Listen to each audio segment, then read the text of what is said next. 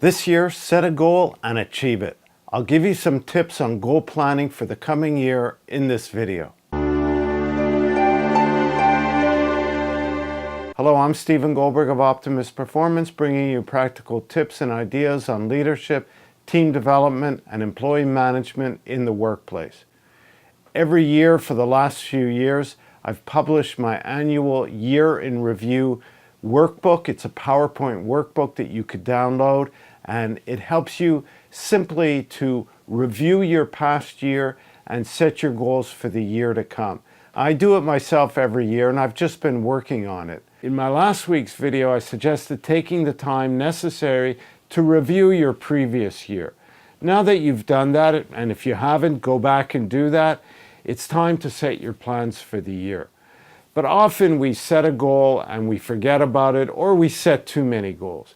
I'm suggesting to write down 5 goals, but then go back and highlight the one that you must achieve. That's really going to have a big impact in your life. And if you achieve a must or highly important goal, all the other goals will fall into place, or you're going to accomplish so much that maybe the other goals weren't that important, but that one goal is the goal that's going to really have an impact on you and others in your life as well. And usually the goal needs to be a behavioral goal, because even let's say you want to take a dream trip that you've always imagined. What do you need to achieve it? Maybe you didn't have the money in the past or the time. So what do you need to put into place? And usually it begins with yourself. Perhaps disciplining yourself to put that money aside.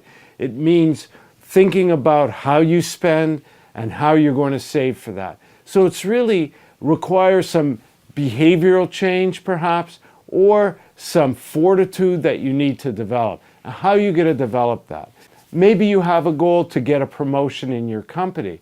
Well, what skill or attribute do you need to do or work on to develop in order to be considered for that promotion? So again, it requires some inner work, some personal development. After you've set your goal, think of the steps that you need to take. Sometimes when we set a really important must goal, it may feel daunting. It may feel like, well, how am I ever going to achieve that?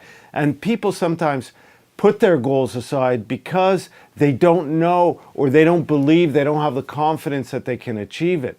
And so every journey starts with that first step, and make that first step simple.